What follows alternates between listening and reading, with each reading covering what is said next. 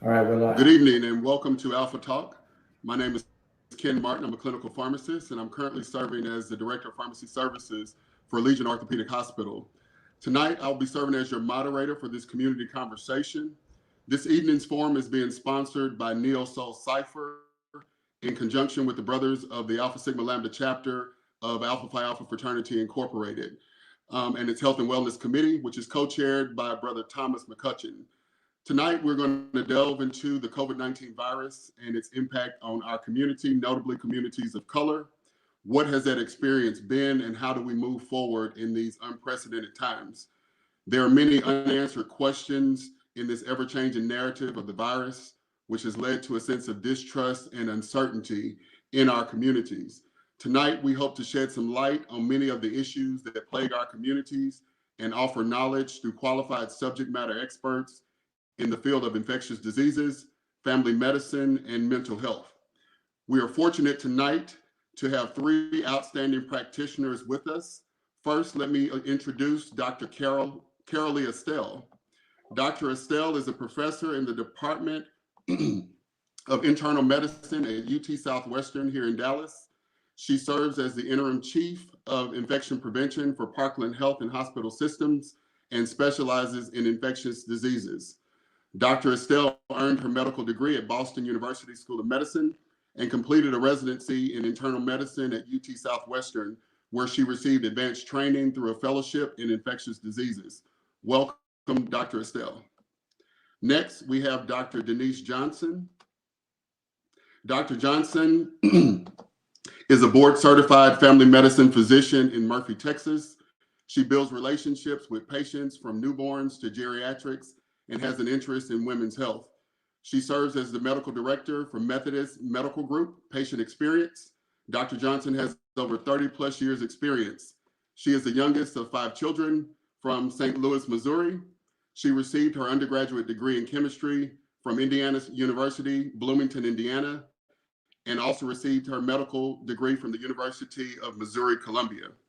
Dr. Johnson creates environments for her collaborators to improve the patient experience in healthcare and individual well being. Together with her husband Lamar and her daughter Kennedy, she continues to promote community health by serving in the capacity, excuse me, by serving in the capacity of emergency response team and member of North Dallas Community Bible Fellowship. She is a fellow of the American Academy of Family Physicians, a member of the Texas Medical Association and Dallas Medical Association. In her free time, she enjoys reading, watching sporting events, exploring vegan, plant-based cooking, and expanding her enjoyment of the Peloton. And lastly, we have Mr. Vaughn Eaglin. Vaughn, who is also a brother of the Alpha Sigma Lambda chapter, is a licensed professional counselor with Preston Place Counseling and a doctoral candidate at the University of North Texas in Counseling and Higher Education Department. He serves as an adjunct faculty member at Southern Methodist University here in Dallas and is a recurring guest expert on the nationally syndicated One Life program. Vaughn is also a certified relationship counselor. Welcome, Brother Eaglin. Tonight, as we move forward, we are really, our mission is to educate the public. We know that there have been many disparities, a lot of propaganda that has surfaced through the year 2020 when this pandemic unfolded until now. Alpha Sigma Lambda's purpose and also our collaborators are to again target the communities that we serve. We are located in the heart of Dallas in the Fair Park area, and we service the southern sector. So this information, while it's targeted to the African American community, is for everyone. We want to get that information out. We want to dispel any myths, any disparities that are circulating in the media. While this is not a political forum, we know that politics do impact services, availability, accessibility. So we want to open this up tonight. You have three qualified personnel here that are going to answer questions that were pre-submitted, questions that we have formulated, and we're going to take you through in an effort to really give you the information to make an informed decision about whether or not you will choose to proceed in healthcare and also how to navigate the waters of uncertainty during this pandemic that has plagued our community. So we'll start it off with Dr. Estelle. Dr. Sell, thank you and welcome, and we appreciate you spending this hour with us. We're going to ask now that you would really just walk us through COVID from the very beginning. I know we've heard a lot of information, but take us through the virus and how that virus came to be and how it impacts the body. Absolutely. And I just want to say also thank you so much for having me here, to be able to be here to answer questions, and also thank you for all the work that you guys do in and throughout the community. These really have been truly devastating times for everybody, but for some more than others. And so just a real basic concept of what is COVID-19. It's a respiratory disease, and it is caused by the SARS-CoV-2, which is a virus, and that stands for Severe Acute Respiratory Syndrome Coronavirus 2, meaning we've seen a virus similar to this before. And it's a new coronavirus that was discovered in 2019.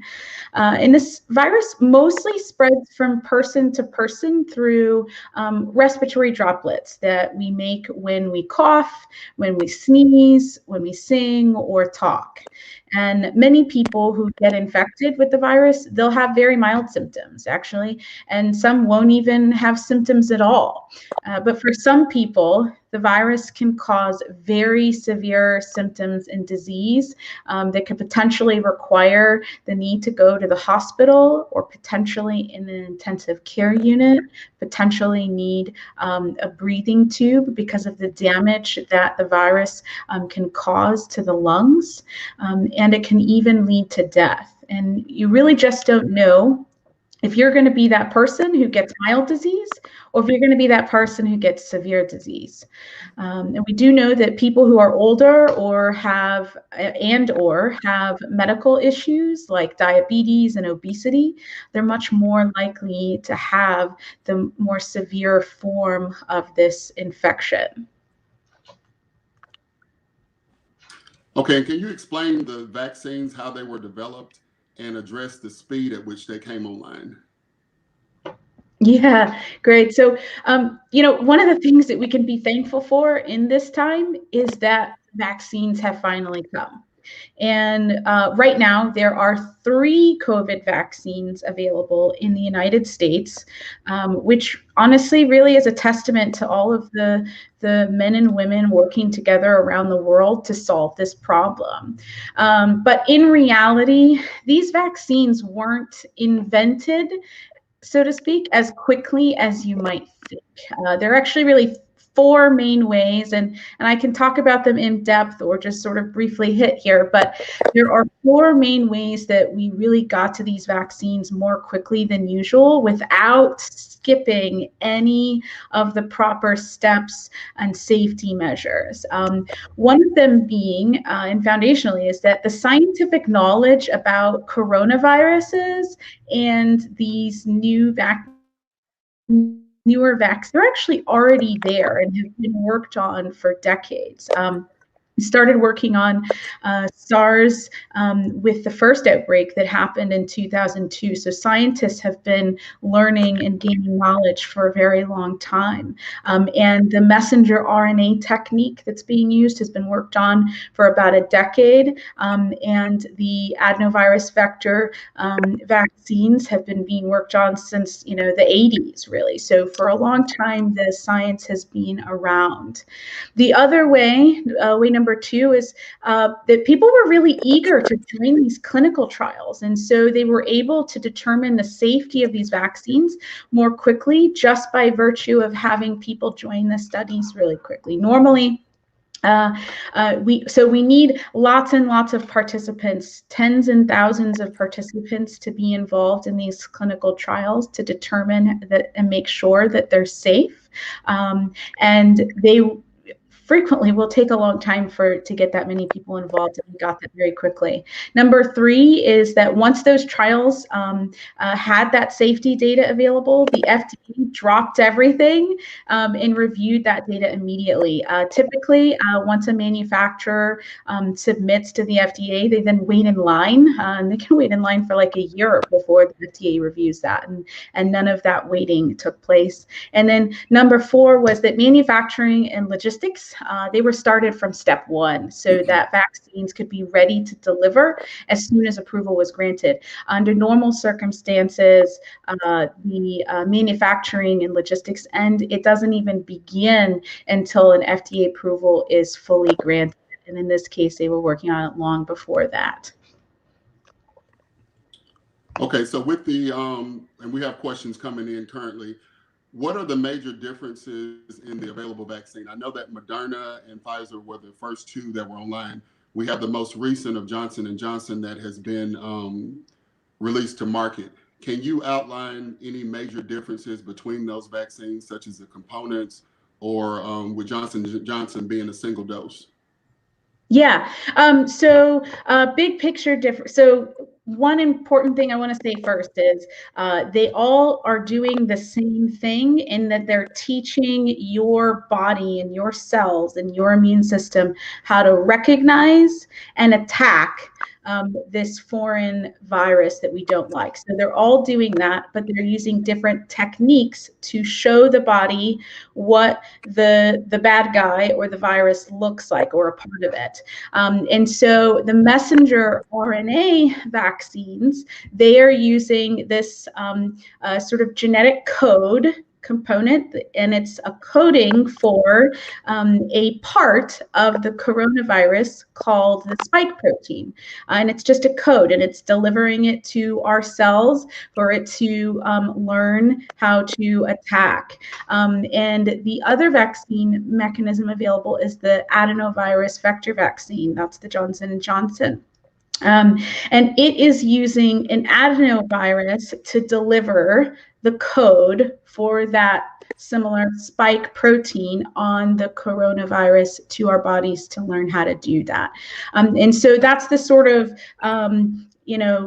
quick version of the difference between those modalities. But big picture being that the mRNA vaccines are 2 doses and the adenovirus is 1 dose.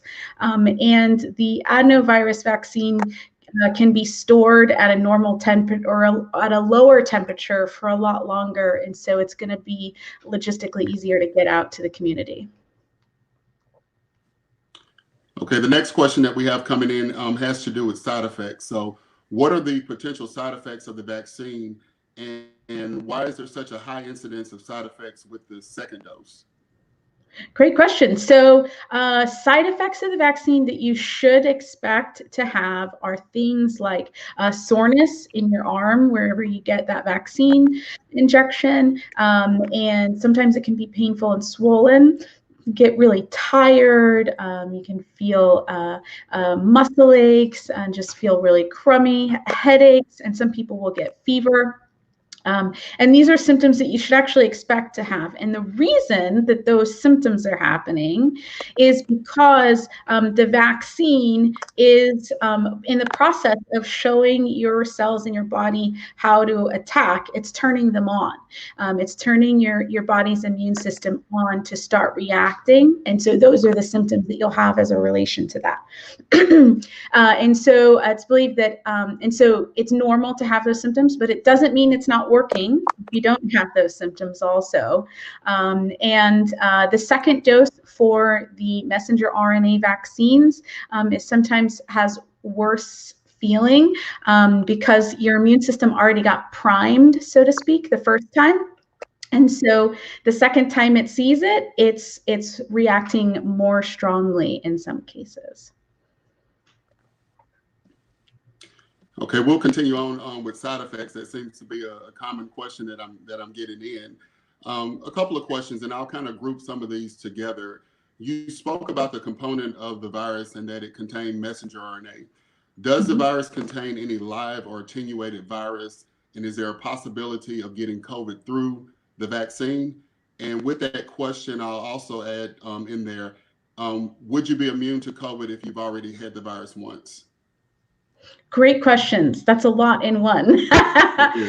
So no, you cannot get COVID infection from any of the currently available vaccines. So the 3 vaccines that we've got in the US right now, you cannot get COVID infection from any one of them.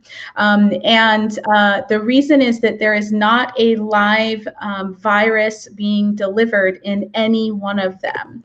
They only contain the code for a part of a protein for the virus, and so you can't get infected from it.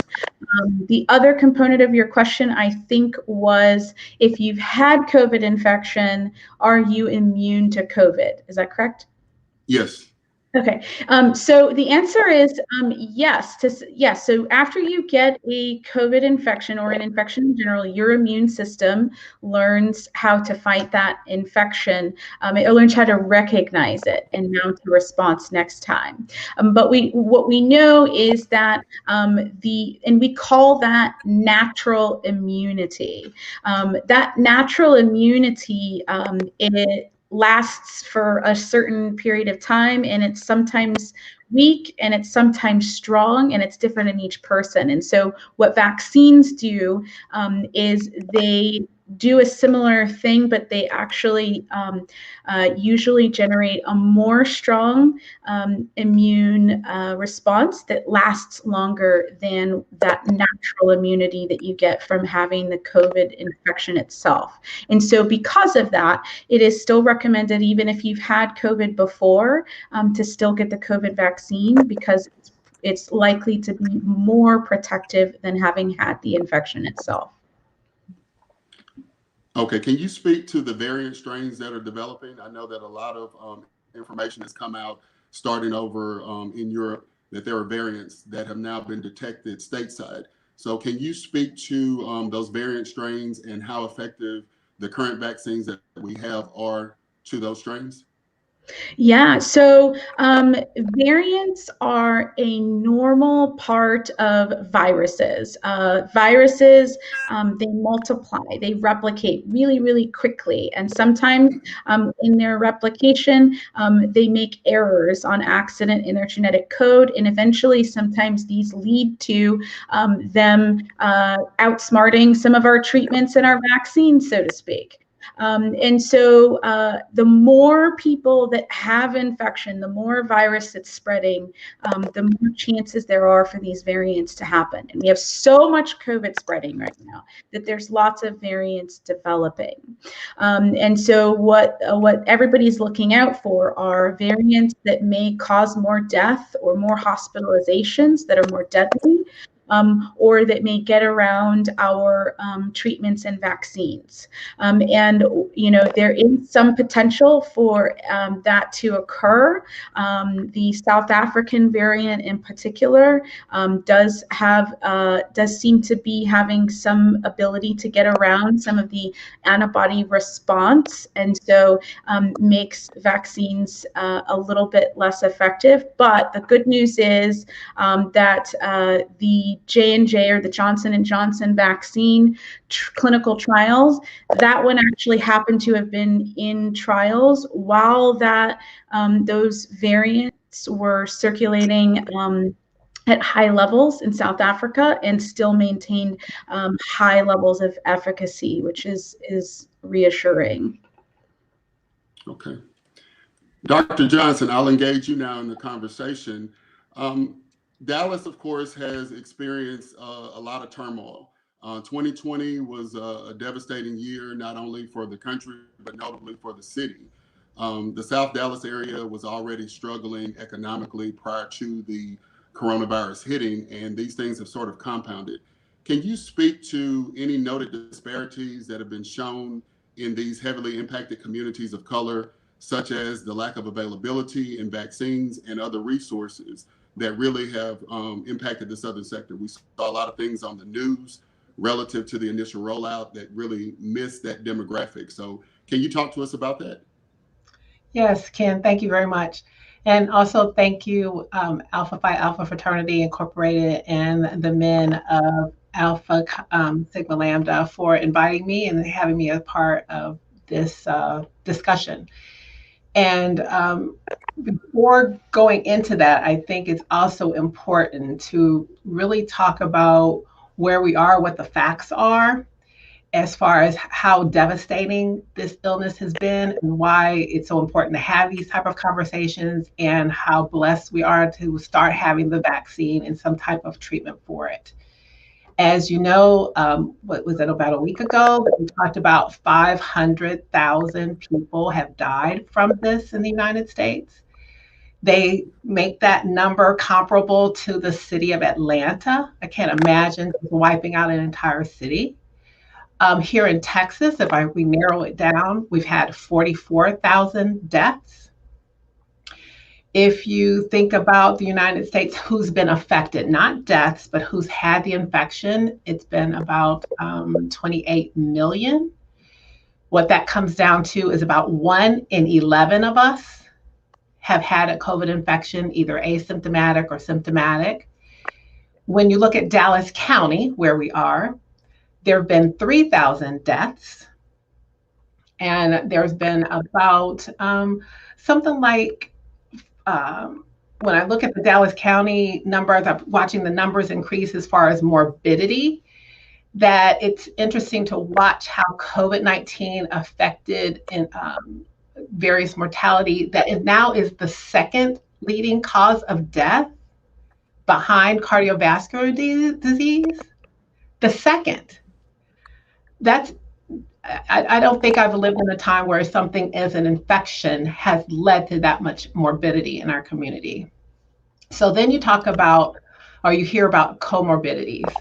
And I think that is such a multifactorial question to talk about those impacts, because you can think of it as an economic component, thinking about the homeless, the unemployed, incarcerated, those places that have economic or service deserts, as far as pharmacies, grocery stores, access to water, food, and then also the health disparities as far as brain health, anxiety, isolation, loneliness, then moving into obesity, high blood pressure, kidney disease, and even lung disease. So those illnesses contributed to those comorbidities that you hear about that worsen the effect of being infected. Whenever a person has infection with COVID, having those illnesses lead to worsened outcomes, either hospitalization, intensive care, and possibly death.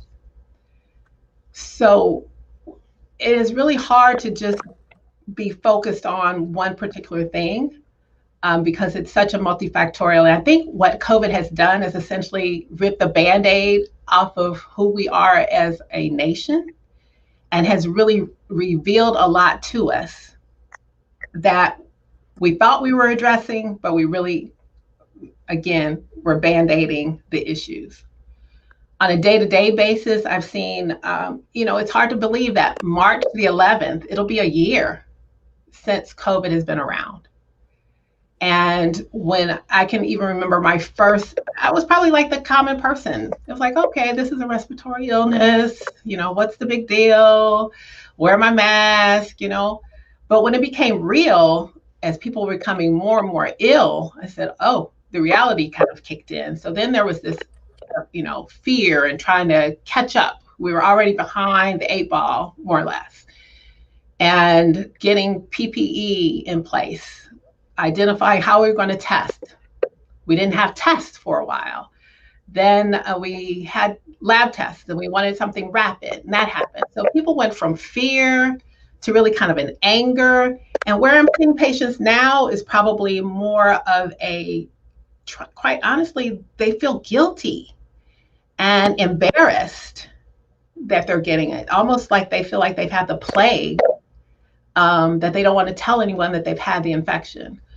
So some of those disparities that we're talking about and have also led to, just kind of a misinformation that I think has been propagated by rapid disperse of social media, of not having the facts. So I spent a lot of time talking about getting the facts. As you probably remember going through school, so, okay, is that a fact? Is that fiction? Are you doing your research? And for a while, information was happening so rapidly that we were just grabbing on to whatever we could and moving forward. And what we were doing in April of last year may not be so much what we're doing now clinically, and certainly may not be the same thing that we're doing in the future. So those are the things that I've observed. I hope that answered your question, Ken. It addressed quite a bit, and I appreciate that. Looking at, again, specifically to the African American community, seeing what we're seeing, and even other minority communities, we have a large Latino population here in the city. What can be done to lessen the risk, and why is it that these communities are seeing such a higher level? Is it living conditions? What are the things that that we can really look at to pinpoint why this is occurring, not only in Dallas, but across the country? Right. So a lot of times you hear that we can't reach out because of lack of communication and logistics of how to get things to trickle down. I mean, this is really unprecedented, an attempt to try to roll out a vaccine program to touch all sectors. And there's been multiple attempts by various health systems, counties, to try to acquire vaccines for their particular population. And we just hadn't been able to meet the supply and demand.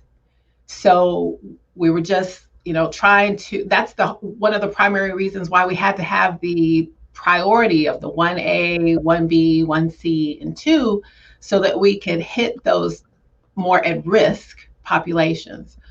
But unfortunately, either because of collaboration, the lack of being able to funnel things down, not being able, also people not really wanting to have the vaccine because of the fear that Dr. Estelle mentioned, that it came out too fast, that they felt that the sickest should get it and that they didn't qualify, that they were just going to wait until their doctor had it, contributed to a lot of that. And then also the feeling from the Brown population of learning about FEMA being involved and federal agencies. Does that mean that ICE is going to be involved? And am I going to, be deported if I show up? Will they keep my name? The other fear, kind of conspiracy, they're going to log me, or they're going to input some kind of tracking device, or, just again, all of that misinformation of the vaccine, I believe, contributed to this. Okay, and as we speak to that, I know that particularly in the African American community, and you touched on a lot of things, notably to the Latino community. Let's delve off into Tuskegee, because a lot of people, when I speak with them, everyone wants to reference the Tuskegee experiment. Some people, I think, don't really know the nature of Tuskegee. What safeguards are in place in medicine, notably, and this could be either you or Dr. Estelle, that would prevent something like that? And that's a big myth that we are really trying to dispel within the African American community. So could you speak to Tuskegee, what really happened there as far as the syphilis, Sure. And then also what happened, what's in place now to protect our people from those type of experiments? Right. Now, I can't give you the whole historical aspect about Tuskegee, but I certainly am familiar with it, in that the thought was that what we call Public Health Service at that time was doing a research on the long-term effect of syphilis in the Negro male, I think was even the title of the research study. And back then, they didn't have all of the safeguards around human studies that they do now. And one thing in particular that they did not have for those families and men involved was they did not offer informed consent. What they did offer to these men who were poor sharecroppers were transportation, a hot meal, medical care for themselves and their family, and interestingly, funeral services and paid services in the event of death during the study. So, of course, if you're disenfranchised, you're poor, that sounds like a great opportunity, but they never were informed about what they were involved with. The other aspect of that is once penicillin became available as a treatment for syphilis, they were never treated. And that it does not happen. And that's evident now in our current studies with COVID. But so they weren't treated and they were just continued to be studied. And it was kind of discovered, by Associated Press research. And then it became a whole big, disclosure on what the Public Health Service was doing. So finally, it took all the way what that happened in 1930s, 1932s or so, and then 40s was development of penicillin, discovery of the event in 72, and it took until President Clinton to offer a final apology to those families that were not just the men, but their wives, their children who were also affected. So yes. Then you can also throw in with Henrietta Lacks and thinking about the use of her uterine cells that were propagated and used over and over and over without her knowledge of doing that. Even though it was advancing science, it was still without consent. So those two things certainly offer some concern in the African American community about trust for public health services and the federal government. And to that, I could just say that we don't practice that way anymore. Even though I was talking about information being disseminated much more rapidly than it had been at that time, I think that that's probably what's working in our favor because we have access to research studies more. We also have people of color who are at the table now, making those type of study protocols. I mean, that would happen even with Moderna development, a person of color that was there. So it's truly different. We're making progress, but we're nowhere where we need to be. And I just want to jump in quickly to say those incidents, Tuskegee experiments, Henrietta Lacks, all the women who were, surgeries were performed on them without anesthesia, in the name of sort of surgical and obstetrics care. None of that are myths. That's not myths. That is true. These are facts. These really happened. Those were absolutely egregious transgressions, and trust cannot be given. It is earned, and it doesn't occur overnight. But the medical and scientific community have put measures in place to prevent that from happening again. Every organization that engages in any human research that investigates anything that involves humans must have an institutional review board as part of a human subjects protection programs and the like. And these are all regulated and they're taken very, very, very seriously. You can't even request to look at the medical records and not even touch a human, but just to look at their health information is required to go through these types of reviews. And so these different mechanisms have been put in place because people have transgressed in the past. And so those are the things that have been kind of put in place. And just like Dr. Johnson said, now we're at the table. Dr. Kizzmekia Corbett is a Black woman who is at the table helping create the messenger RNA vaccines that we have. There are other Black physicians who were part of the clinical trials to be in the room and at the table to make sure and speak up if things aren't right. But it will be earned slowly. I will also say the clinical trials for all three of the vaccines we have this time around, they actually got participation from us. They work to involve us. So frequently with these medication clinical trials and vaccine clinical trials, you're going to see like 2 or 3% of them are of people of color or Black folks. And these clinical trials, all three of them, Moderna, Pfizer, J&J, they got around, well, the Moderna and Pfizer around 10% Black Americans or Black folks, and it was around 26% Hispanic, and then the J&J actually got, I think it was 19% or so Black people, and almost 50% were Hispanic. So work was done to make sure that we could really know that these vaccines were safe for our communities, because we were included in the studies in a way that we haven't been in the past. And I think that's also really important, that we know that these studies that were done and the data generated from them apply to us. Okay. Well, thank you for that. That's a lot of good information that I think was really needed. You segued into some things concerning women's health. You mentioned Henrietta Lackey. Can you speak to our pregnant population, either you or Dr. Johnson? Is the vaccine safe during pregnancy? That's a good question. So certainly the initial studies of the vaccine had women in there. It was about a 50-50 split.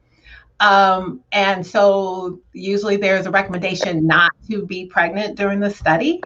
But of course, life happens. And some participants did become pregnant. And there has not been any ill effect from their pregnancy. So from that aspect, yes, it's safe. So then there's the question on whether or not will vaccines affect, maybe your teen child or young adult? Would it compromise their fertility? I've heard that question. And there's really no data that supports that. It doesn't really equate that it would cause anything like that. So no, fertility is not affected, and that the vaccine is safe. Okay. Well, Vaughn, I'm going to go to you next. I know that we've had you sitting a while. Vaughn, you're an expert in the field of mental health. You counsel a lot of people. So we know, as we've stated earlier, that we've exceeded greater than 500,000 Americans as far as the people that have died. And economically, our communities have been devastated when they were already vulnerable prior to the pandemic. What are you seeing in your practice as far as the manifestation of any major stressors on psychological health of individuals, families, and children? You're muted, Vaughn. There we go. Okay. Well, as you know, like within our community, the African-American community, we're going to be overrepresented in certain areas and then underrepresented in other areas. And so for Black families in my, in what I'm experiencing in my practice, and I've had a lot of clients come in with this, they've known people or they have people in their community who have died from coronavirus, who have been infected at higher rates. And so consequently, you see things like grief coming into my office. We see greater financial difficulty coming into my office. Of course, there is 400 years of systemic racism, but when you load that on top of all the other, issues that come with coronavirus, we're just seeing a higher incidence of issues and what we call comorbidity issues. So I'm seeing higher depression rates. I'm seeing higher anxiety rates. By and large, I have a lot of colleagues and our caseloads are completely full. Now, I will say this, that over the last few years, I have seen a normalization of what I would call mental health. Like when athletes come out, such as like Kevin Love or even Dak Prescott, you see people coming in at higher rates because mental health, there's not as big of a stigma. However, within the African African American community, there still is a higher rate in terms of like the stigma with regard to mental health, because we are more likely to go to a pastor, we're more likely to go to a coach, we're more likely to go to a mentor, as opposed to come to in and visit with a trained professional if we have some type of depression, if we have some type of anxiety. I would even assert the idea that our history as a community has a history of trauma. There's PTSD within our DNA in a sense. And so, so there's a higher prevalence when we talk about the typical mental health issues within the African American community. What about living in quarantine? I know that's been, off and on. We, people that are normally not used to being with people, even your mate, all these hours of the day, that you bring that in, coupled with, children, young children, or adult children that may have returned home. What is your advice for families that, again, are seeing a little bit more than they are used to seeing of one another? Well, the person who's most likely, this is probably not a good stat to quote, but the person most likely to kill you actually is your spouse. So, but in terms of domestic violence, you do see higher rates of domestic violence. So let me kind of just go into some research about domestic violence in a sense, and just help me. So there's a difference between, it sounds kind of weird, but what we call situational or regular violence as opposed to what we call characterological domestic violence. And those are two separate categories. So let me just kind of explain. The first one is a little bit more episodic, or it depends on the situation. We got upset. We lost our temper. We got physical, or, there was some type of violence that occurred because of that. No one went to the hospital, maybe a little pushing, shoving, something like that. However, whenever violence turns into what's called a battering dynamic, that's very different, where you have someone who is trying to instill fear, trying to control, trying to intimidate their partner continuously. And you have two different types of profiles with someone who has characterological domestic violence. One is what's called a pit bull. And so they'll talk to you in high-low language. So, they'll lean their head forward, and they'll try to sell you on something. And then they typically strike when they're physiologically escalated. Okay. And I'm going to go into some physiology here in a second. However, the other one is called a cobra, and we call that, they're on the antisocial scale. They actually instill fear in their partner, and they look belligerent. However, it's kind of freaky. Their heart rate is actually slowing down.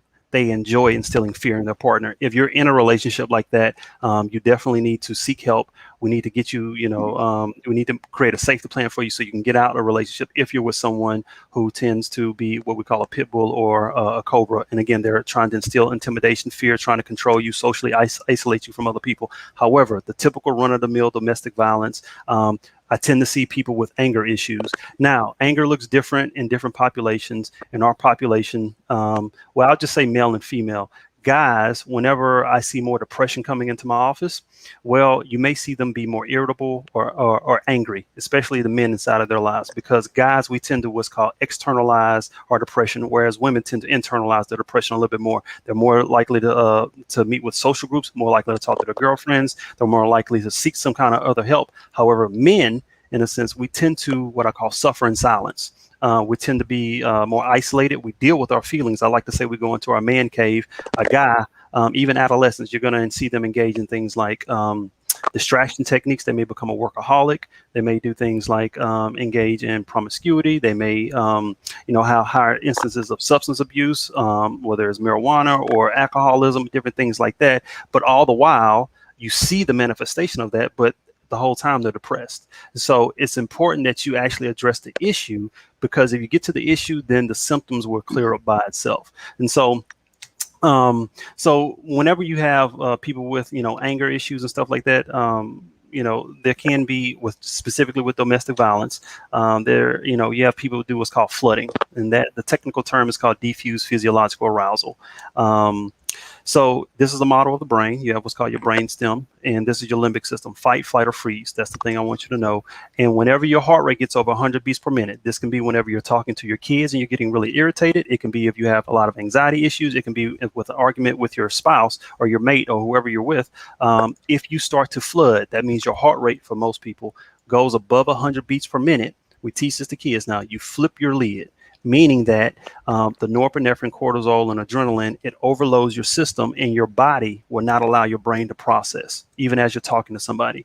you lose part of your peripheral vision, you lose some of your hearing. And so if you're someone with anxiety issues, especially as you're going through this pandemic, if you have anger issues and irritability, you have to work on learning how to self-soothe, learning how to restructure some of the thought processes in order to make it through these types of situations. And by the way, usually if you do happen to flood, it takes about 20 minutes for you to calm down, because the brain doesn't have a natural filtration system to filter all the, the norepinephrine, which is the main parasympathetic neurotransmitter that's in the brain. So sorry for going on a tangent just about domestic violence and anger.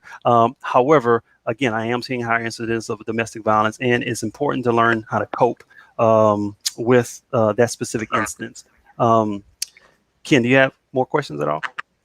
Yes, I do. I wanted to kind of segue over because we have a lot of parents that are on the Zoom. So I wanted to talk about the children. That schools have been on and off as far as access to live classrooms. We've had a lot of remote learning has become pretty much the norm.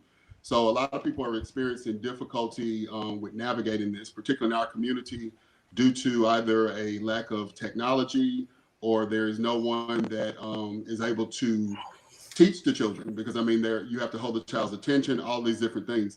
What are some signs and symptoms that parents should look for in their children to determine if there's a potential issue associated with this drastic change in lifestyle that we've experienced over the last year?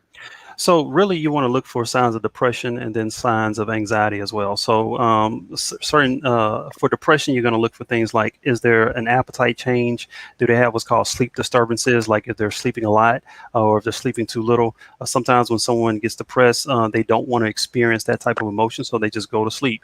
You're going to be looking for behavioral changes that typically seem out of character for your particular child. And I just want to say that every child is a little bit different in terms of how they respond to situations. So you want to assess your child, because this is a confusing time for a lot of kids. So age is extremely important, okay, in terms of how kids perceive things. And then your child's unique personality. Some kids who are introverted, they may not have as big of or as much difficulty in this time as a kid who tends to be more extroverted. And then when we talk about parents have different expectations, because all parents have like their own parental agenda. And so it's important that you talk to your child even on a daily basis. There's this thing what we call bids for connection. So we use this statistic with couple relationships, but I really believe it can transpose to any relationship. So really stable relationships have a 5-to-1 positive to negative interaction ratio, meaning that, I'll say it a different way, negative interactions are more powerful than positive interactions. So you want to try to have positive interactions with your child. And whenever they're what's called bidding for emotional connection, they're trying to connect with you, you want to do what's called turn towards them and meet that bid for emotional connection. So they're going to be bidding for a lot of different things. So they may bid for one-on-one time. Sometimes you may need to spend some one-on-one time with your kids. They may be bidding for positive feedback, where you're encouraging them and you're telling them all the things that you like about them, and that they're a joy to have inside of your life. They may literally be bidding just to have playtime. And so you want to be able to have some time to play with your kids. Now, when we talk about just conversing and talking with your kids, for some kids, especially if they're older, you want to try to be collaborative whenever you're talking to them, and because whenever you're collaborative with regard to how they set their day up, their structure, their routine, it gives them some agency of power. So depending on the age range of your kids, again, you want to assess where they're at and then try to meet them where they're at. If they're young kids, you want to give them choices that meet them where they're at, that are commensurate with their age range. And if they're older kids, then you want to give big kids big choices to big kids, little choices to little kids. And then, but again, be collaborative, talk to them, try to understand and validate their perspective, because again, this is a very confusing time for a lot of children. What about resources, Vaughn? We knew that prior to the coronavirus, that mental health resources were sparse. A lot of plans were not covering. A lot of city services, notably in Dallas, had been cut. So with everything going, virtual and, coupled with all of these other factors, what resources are specifically available in this area that you could share with people that may not be insured or underfunded or just don't know where to seek help? Gotcha. So, well, there are a lot of different resources. Literally, if you can Google some of the stuff, it's right at your fingertips.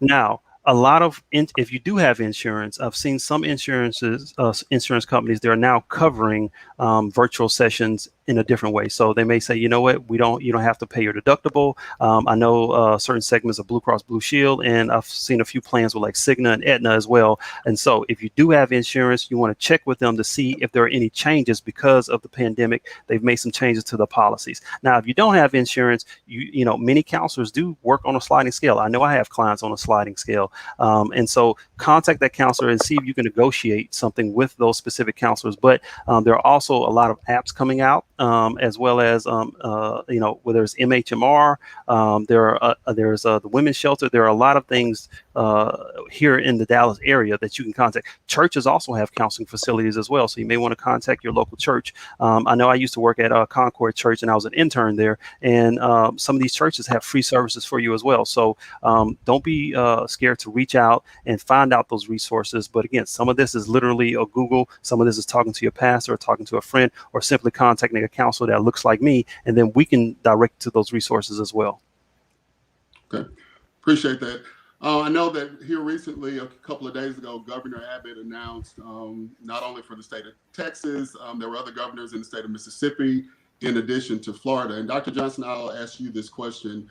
With the mask mandate being lifted and the restriction on businesses, what is the impact to public health considering the low amount of vaccinations that have gone across the population of the state of Texas, as well as these other states, not specific to Texas? And what would you advise people to do as far as making an informed decision on what they need to do, considering that this will now be an option?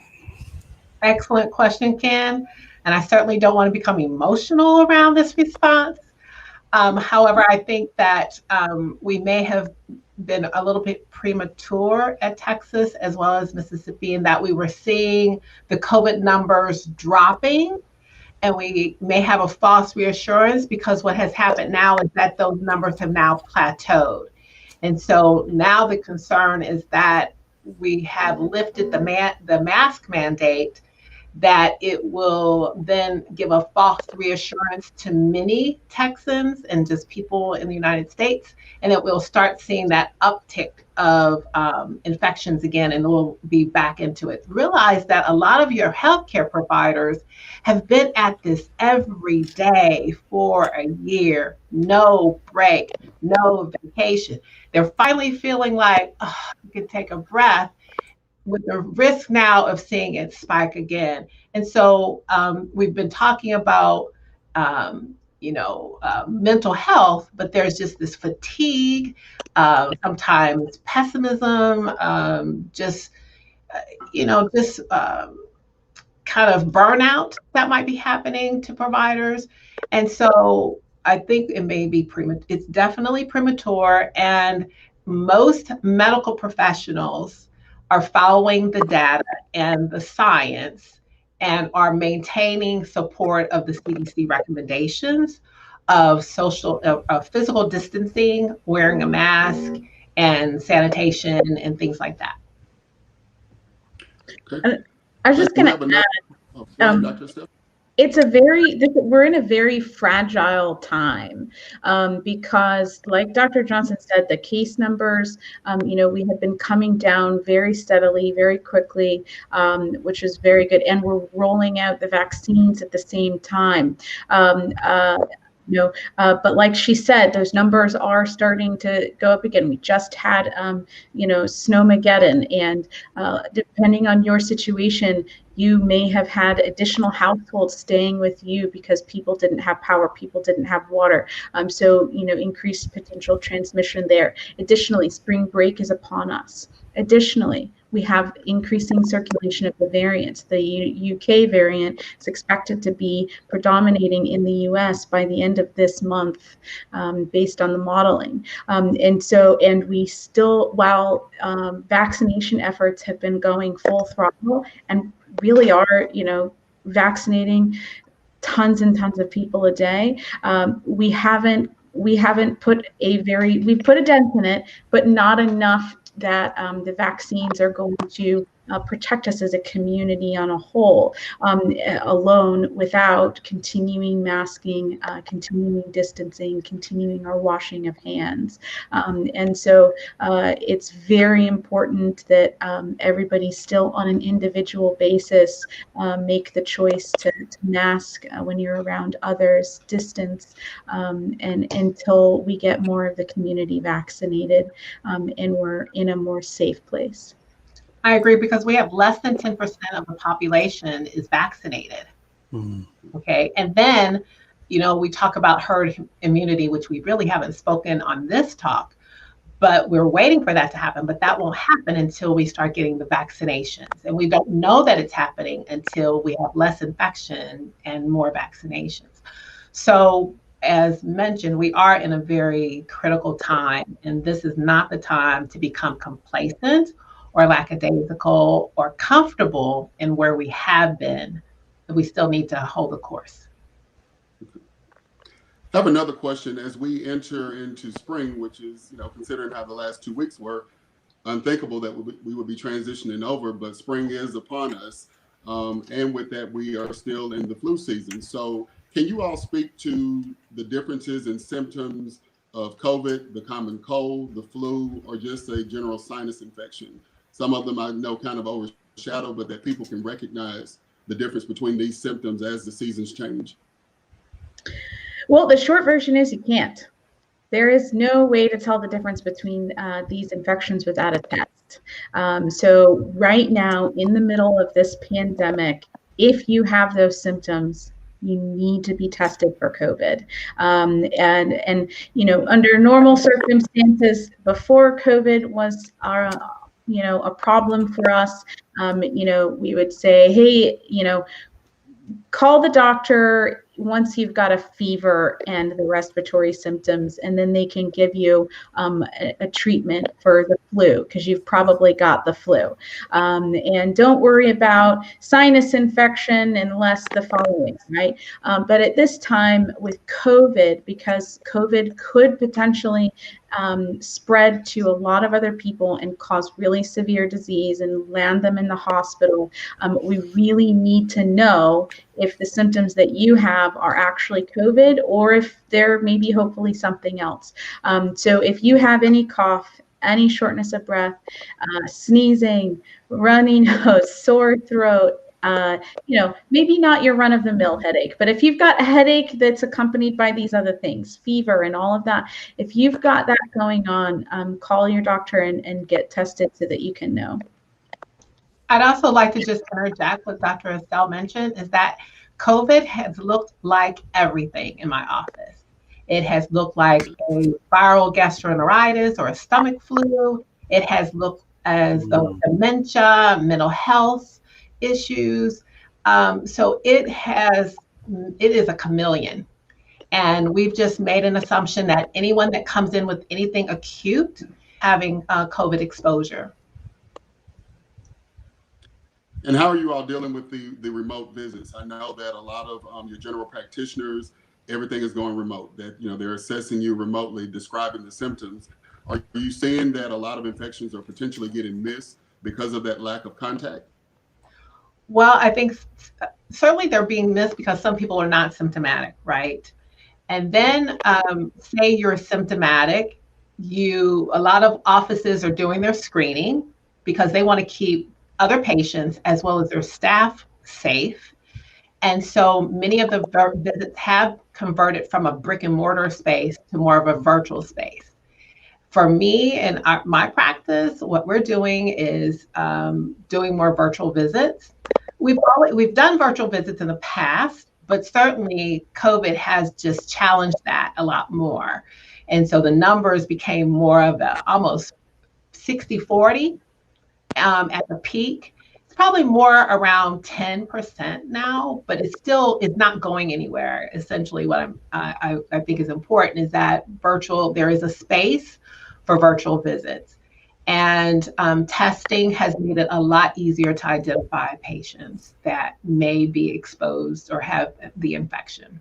And that can be done, again, in their car, their office, but you don't have to come into the brick and mortar for it. And that's important as well. Okay, this next question, and this is going to be one of our last questions, is related to the Pfizer vaccine. We know that the Catholic Church issued a statement regarding this vaccine, and this is a single-dose vaccine as far as the formulation of the vaccine and what was used to make that. Could either of you speak to that vaccine and what their statement is regarding that and their advice of not wanting to advise their parishioners to use it? Yeah, so it is true that the vaccine, so the adenovector vaccine, the cells that a very long time ago, many decades ago, the cells that ultimately descended to become the cells that they used for this vaccine were previously an aborted fetus. So it is true that historically that's where they came from. And the Archdiocese has said, it's preferred for those two folks to avoid that vaccine if possible. In my reading of this, though, that they also made a statement that it is acceptable for them to accept the vaccine if another one is not available to them. And so why that's important and why we're really grateful that they made that statement is because right now, because there is limited vaccines available and they're still trying to get so many out, there's not a choice. You're not going to be given a choice of which vaccine you get. The vaccine that will be made available to you is going to be based on all of these different logistical factors of getting it to wherever you are. And so the recommendation is still to take whichever vaccine is made available to you first. And we're grateful that the religious organizations have said that it's morally acceptable to accept that if you don't have another option. And at this time, people won't have an alternate option at any given moment in time. In the future, once we've got, plenty of it around, it'll be an option. There will be lots of options available, and we might actually start making recommendations on which vaccine to take based on different sort of patient characteristics and things. But at this time, it's just whatever's available when it's your turn in line. And I guess to speak to that is when you're offered the vaccine, whichever vaccine it is, take the vaccine. Don't wait for your doctor to possibly have it in their office because of the specific temperatures that are needed for the current vaccines. Your local doctor may not get it in their office space. So if you're registered and your name is called, then go get that particular vaccine when it's available. And on that note, I want to say register everywhere you can. Get on Dallas County's site and register. Get on UT Southwestern's site. Under here, this flag or banner, click on that link and register at UT Southwestern. Register at Methodist. Register at Baylor, and go with whomever calls you first. And for UT Southwestern, you can click that link. And every Monday, and I think also Thursdays, they open 10,000 slots at 8 a.m. Get on there. Be one of the first 10,000 to sign up and win it. And they'll contact you to schedule when it's your turn in line. And other good news is that recently teachers are now up in the queue. So those who have medical conditions are elderly, and those who are teachers. So definitely get registered.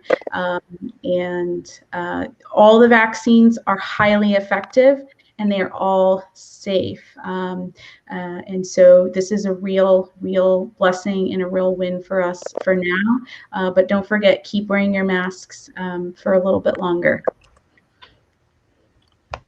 Okay, well, that brings us to the close of our program. I want to thank each of you for participating. We appreciate the resources of UT Southwestern, Methodist, and of course, Vine, your practice as well. In addition, I did want to recognize our sponsor again, Neo Soul Cypher, that helped us to put this program on. I also want to acknowledge our chapter leadership, our president, Brother Andre Turner, and our vice president, Brother Forrest Johnson, excuse me, Jackson. In addition to the chairman of the Health and Wellness Committee, Brother Thomas McCutcheon. So again, thank you all for joining us. I do hope that we have provided information that can further inform the public and help them to make an informed decision. Not only in Dallas, we have a wide reach with our audience, people as far as Louisiana, California, even the UK that is signed on tonight. So this is broadcasting, it will be saved, it can be rebroadcast. And just to take away that no.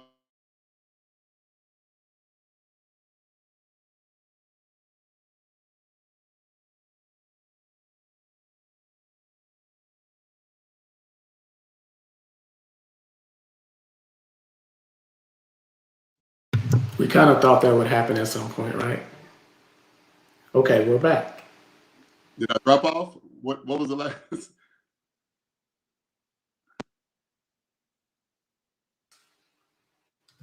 Yes, you dropped off. If you can repeat your last few sentences.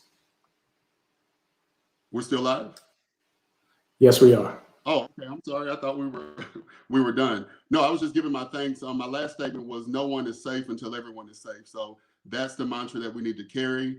We talked about this was targeted to the African American community because that's the sector that we serve. That's our population. That's us. But this goes to everyone that, again, no one is safe until everyone is safe. So until we treat everyone equally, give everyone equal access, we will still have this virus among us. So, again, to the least of us. So we want to make sure that we reach everyone. And again, thank you all the participants and everyone who joined in tonight. And God bless and have a good night.